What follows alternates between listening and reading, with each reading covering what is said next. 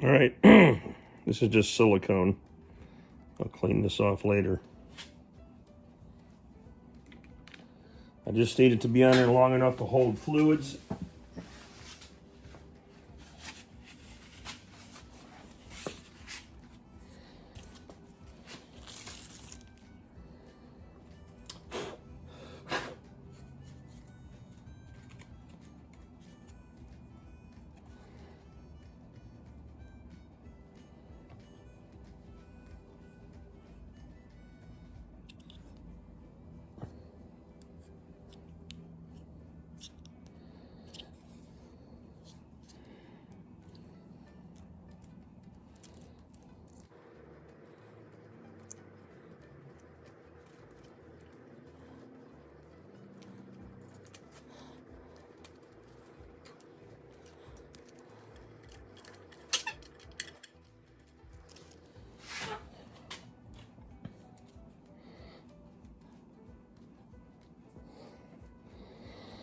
And you can see I'm getting sealed around here, which is good.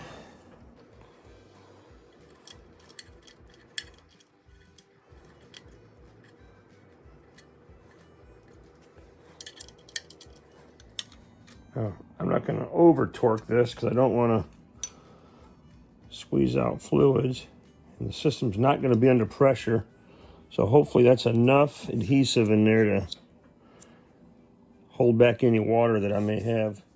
So lots of people chimed in on their thoughts and ideas on how to clean the internal water jackets and passageways and stuff on this block, because I don't intend on taking the head off or screwing around with the motor that much at all, because the thing runs great.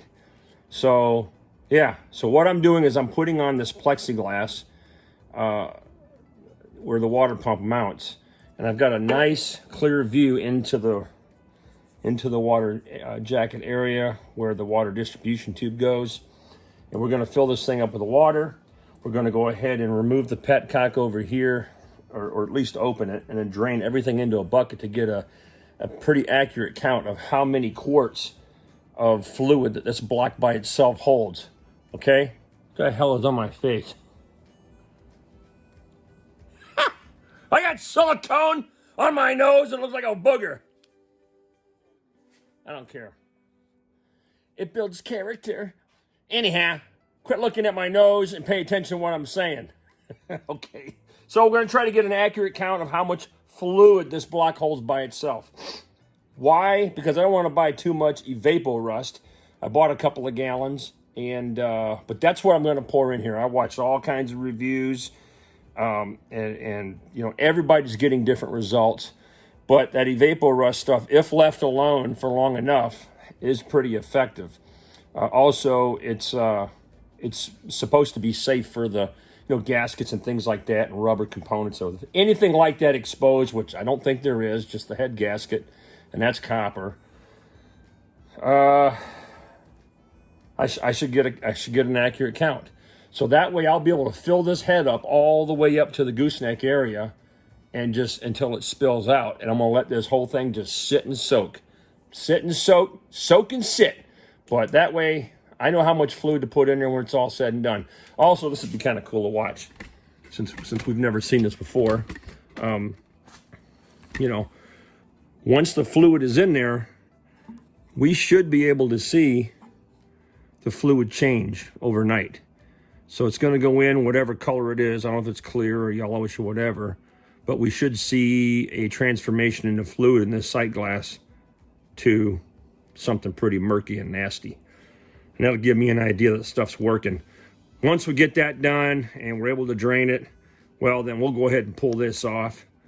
And well, before we do that, we'll start flushing from the top side of the head to try to push stuff out of here. There's the heater hose valve over there. We've got the gooseneck here. Then we'll go ahead and peel this off, clean this surface, and start, putting power,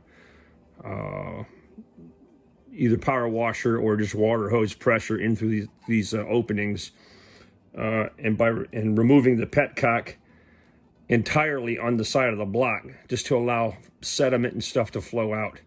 All right, once we get all that done and I'm satisfied, then we'll go ahead and drop the oil pan, flip the engine over, take a quick peek, put on some fresh gaskets, things like that. All right? So, that's my 5 to 10 minute worth of messing with the vehicle. I want this silicone to harden before I mess with it. So maybe you guys will think it's a stupid idea or a cool idea. But I guess we'll soon find out, won't we? Love you. Take it easy. Have a wonderful evening. Yeah.